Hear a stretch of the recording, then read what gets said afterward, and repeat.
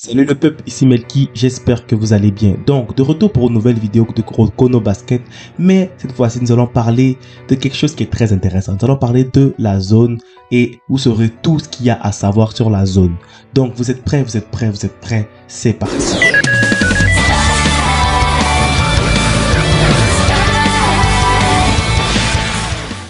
Donc, 1. C'est quoi la zone? La zone, c'est un état psychologique dans lequel un basketteur rentre quand celui-ci a un élément déclencheur. Et quand il est dans cette zone-là, le gars, il devient hyper fort. Les capacités physiques, les capacités athlétiques, les capacités techniques, tout est amélioré au prix de quoi? De l'endurance. Parce qu'il y a toujours un prix. C'est-à-dire que quand tu rentres dans la zone, tu deviens moins endurant. Donc, il faut des gars qui ont beaucoup d'endurance pour rester le plus longtemps possible dans la zone.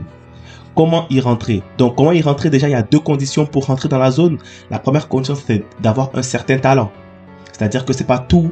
La zone n'est pas accessible à tout joueur de basketball. Il faut que tu aies un certain talent. Il faut que tu aies un amour de ce sport. Donc, si les deux conditions sont réunies, tu peux rentrer dans la première zone. Et il existe deux zones. Et la deuxième zone, en fait, qu'est-ce qu'elle est? C'est qu'une fois que tu t'enfonces profondément dans la première zone et que tu abuses de l'utilisation de celle-ci, tu es confronté à une deuxième porte, qui est la deuxième porte de la zone. Et cette porte-là, en fait, il y a eu deux personnages qui ont été devant celle-ci et il y en a un qui a réussi à l'ouvrir. Et lui qui a réussi à l'ouvrir, il avait Kuroko comme élément déclencheur qui l'a aidé à ouvrir cette porte-là.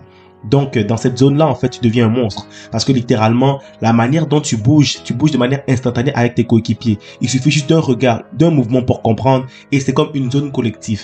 Personnellement, moi, je pense que c'était une zone qui était utilisée pour battre Akashi, parce que l'auteur ne savait pas comment le faire perdre, tellement que Akashi était rendu trop cheaté.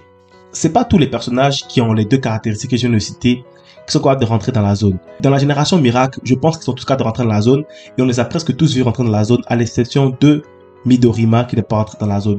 Et je comprends pourquoi Midorima n'a pas de zone. Si vous voulez que je vous explique pourquoi Midorima ne rentre pas dans la zone, mettez-le en commentaire et je me ferai plaisir de faire une vidéo complète sur lui. Mais enlever Midorima, toutes les autres membres de la génération Miracle, incluant Kagami, c'est-à-dire là ils sont 5, ça fait une équipe, ils sont capables de rentrer dans la zone. Donc, il existe 5 personnages dans Chrono Basket qui ont pu rentrer dans la zone et qui ont pu nous montrer un peu c'est quoi l'aperçu de celle-ci. Le premier qui rentre dans la zone, c'est Aomine Daiki. Le deuxième qui rentre dans la zone, c'est Kagami. Le troisième qui rentre dans la zone, c'est Murasaki Bara. Après, le quatrième qui rentre dans la zone, c'est Akashi. Et le dernier qui nous a été présenté dans le film The Last Game, c'est Kisei Ryota. À partir de ces 5 éléments-là, j'ai envie de faire un classement et de déterminer c'est qui a la meilleure zone selon moi, Melky. J'espère que vous êtes prêts. Donc les gars, on y va. Donc avant de commencer mon classement, j'ai mis deux critères. Deux critères qui sont fondamentaux et qui m'ont aidé à juger les performances de nos protagonistes. Et avec ça, dites-moi si vous êtes d'accord ou pas. Il est possible d'en rajouter d'autres là, mais je pense que les deux critères, j'ai réfléchi quand je faisais ma vidéo, tout ça, je me suis dit que non, les deux critères, je pense qu'ils englobent à peu près ce que je veux dire. Je voulais en mettre 3, mais je pense que les deux, ils englobent particulièrement bien ce que je voulais exprimer. Donc, le premier critère, c'est la durée de la zone du personnage. C'est-à-dire que le gars, combien de temps il est capable de rester dans la zone? Plus longtemps qu'il est capable de rester dans la zone, plus de temps qu'on l'a vu rester dans la zone, plus que son pointage sera élevé. Deuxième critère, c'est le boost de la zone. C'est-à-dire que quand le personnage il rentre dans la zone, avant qu'il rentre dans la zone, il y a un certain niveau. Et la zone, en fait, à quel point sa zone le propulse à un autre niveau, c'est à peu près ces deux critères-là que j'ai pris pour me baser, pour faire mon classement de qui a la meilleure zone dans Chrono Basket. Vous êtes prêts les gars? Vous êtes prêts les meufs? C'est parti. En 5e position, j'ai mis Murasaki Bara Atsushi. Donc, je l'ai mis pour la durée de la zone, je l'ai mis 4 sur 10. Et pour le boost de la zone, j'ai mis 5 sur 10, qui me donne un critère de 9 sur 20. Il ne passe même pas. Pourquoi j'ai mis une note aussi basse à Murasaki Bara? Parce que de 1, il est rentré dans la zone vraiment vers la fin de son match. Je ne sais même pas s'il a duré 1 minute dans la zone. Je pense même pas. Je me rappelle plus trop des détails, mais je pense pas qu'il a duré 1 minute dans la zone. Et en plus, sa zone, malgré qu'il était dans la zone, il s'est fait battre par Kagami dans la zone. Alors que normalement, de base, il est beaucoup plus fort que Kagami. Mais en fait, donc le boost de sa zone n'est pas très élevé aux capacités que Murasaki Bara avait. Parce que quand Kagami est rentré dans la zone, il a fumé. Quand Murasaki Bara est rentré dans la zone, Kagami il a encore fumé. Donc les gars, son boost dans la zone et en plus le temps est très faible, donc Murasaki Bara en 5e position. En 4e position, j'ai mis Kisei Ryota. Ouais, vous êtes choqués. Mais pourquoi j'ai mis Kisei Ryota? Pour mon critère numéro 1, la durée de la zone, j'ai mis 5 sur 10. Et pour le critère numéro 2, le boost de la zone, j'ai mis 10 sur 10, qui me donne un total de 15 sur 20. Qui est une très bonne note, mais comme nous le savons tous, la zone plus la perfect copy, c'est trop pour Kisei. Il peut pas tenir ça. Mais par contre, le mélange des deux est cheaté. Donc j'ai mis 10 sur 10. Je pense pas que dans Kuroko no Basket, il y a un pouvoir qui est plus fort que la zone et le perfect copy de Kisei Ryota. Il y a rien en fait que dessus de ça, à mon humble avis. Mais le problème, c'est que cette zone dure vraiment pas longtemps.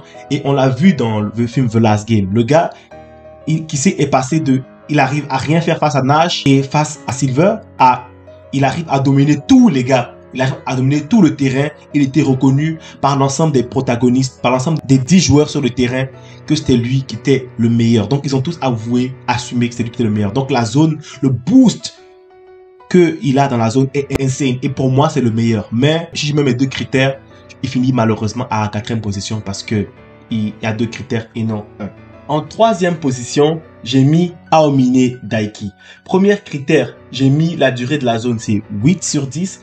Et le boost de la zone, c'est 7.5 sur 10. Ce qui nous donne un total de 16.5 sur 20. Donc, c'est une très bonne note pour Aomine Daiki. Et Aomine Daiki est un personnage qui est beaucoup aimé. Mais sa zone, elle est forte, mais pas si ouf que ça. La première fois qu'on l'a vu face à Kagami, il a fumé Kagami. Mais quand Kagami rentre dans la zone, il le rivalisait. En plus, Aomine a pas... Il n'est pas resté très longtemps dans la zone parce qu'il vient de rentrer, mais sa zone dure plus longtemps, par exemple, que les 2 derniers. Donc, il a une zone qui est très efficace, il a une zone qui est très forte, et sa zone ne lui donne pas un pouvoir particulier. Ça fait juste augmenter le monstre, ça fait juste augmenter ses capacités physiques, et en fait, il devient plus inarrêtable. Déjà, de base, Aomine, il est inarrêtable, ça le rend encore 2 à 3 fois plus inarrêtable. Donc, personnellement, ça ne donne pas un boost de particulier de fou, parce qu'Aomine, son niveau de base est très haut, et ça l'emmène encore plus haut. Mais par exemple, le gain n'est pas phénoménal comme dans les 2 premiers qui vont suivre. Donc, en 2e position, j'ai mis Akashi Seijuro. C'est-à-dire que la durée de la zone, j'ai mis 8 sur 10 à Seijuro. Et le deuxième, le boost de la zone, j'ai mis 8 sur 10. C'est-à-dire que Akashi a une des zones les plus complètes. Déjà, on est en 2 personnalités. Le gars, il peut rester longtemps dans la zone. Sa première personnalité s'effondre. La deuxième vient et prend encore une zone. Donc, le gars, il est resté très longtemps avec ce tour de passe-passe dans la zone. Et il a su vraiment... Et son gain de pouvoir est phénoménal. Déjà, de base, avec juste ses Emperor Ice, il peut rivaliser avec certains personnages dans la zone. Donc, le gars, Emperor Ice plus zone, ça devient un monstre, en fait. Mais il s'est fait battre quand même par Kagami. Bon, avec... Vous connaissez déjà. Et avec la deuxième personnalité, il est capable de mettre tout le monde dans une zone avec ses passes parfaites. Et il active le potentiel caché de ses coéquipiers. Donc, en fait, le pouvoir que sa zone lui donne est cheaté. Et l'endurance qu'il a aussi est cheaté. Donc, ce qui fait en sorte qu'il a 0.5 points de plus que Aomine. Donc, ça fait 16 points. Le dernier personnage, à mon humble avis, qui possède la zone la plus forte dans tout le manga, c'est Kagami Taiga. Oui. Le premier critère, je lui ai mis 8.5 sur 10. Et le deuxième critère, je lui ai mis 9 sur 10. Ce qui lui donne à peu près 17.5 sur 20. C'est excellent, ça. Et pourquoi, avant de m'insulter dans les commentaires ou de dire que j'ai tort ou que je dis des bêtises, écoutez-moi jusqu'à la fin. Donc, déjà là, Kagami, de base, son niveau de base est moyen. Et de base, tous les gars de la génération miracle le fument. Le seul qu'il a réussi à battre de manière raisonnable, on peut dire, c'est Midorima. Et même à ça, il était au bout de ses efforts. Mais quand il rentre dans la zone, c'est un autre monstre, en fait. Dites-vous que le gars, de base, il n'arrive même pas à rivaliser avec Aomine. Il rentre dans la zone et il bat Aomine. Il rentre dans la zone, il a fait Murasaki Bara. Il n'y a même pas de débat. Avec Murasaki Bara, là, il s'est même pas amusé avec lui. Il a vraiment démoli Murasaki Bara. Et avec Kisei, c'était un peu plus compliqué, mais Kisei, vous savez, il est blessé, tout ça. Donc, et Kisei zone en plus, c'est un autre niveau. Parce qu'on n'a pas eu la chance de voir les 2 personnages s'affronter à le préfère copie plus la zone, mais bon. Et aussi, Kagami, son point le plus fort, c'est qu'il est capable de durer dans la zone. Et en plus, il est capable de rentrer dans la zone quand il veut, parce que Aomine lui a appris. Aomine lui a montré comment faire. Ce qui fait en sorte que monsieur maintenant est capable de rentrer dans la zone. Donc, pour moi, quand je vois ça et je me dis que le gars, en fait, le boost que sa zone lui donne est énorme.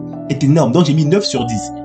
Donc, c'est le gars, en fait, qui passe plusieurs paliers grâce à la zone. Et vu qu'il est très endurant, pour moi, Kagami est le personnage qui a la meilleure zone en fonction de mes 2 critères. Dites-moi ce que vous en pensez en commentaire. Likez, partagez la vidéo pour plus de vidéos de la sorte, d'explications sur moi, sur un phénomène précis dans un animé. Sur ce, passez une belle journée, vous êtes ciao, bye.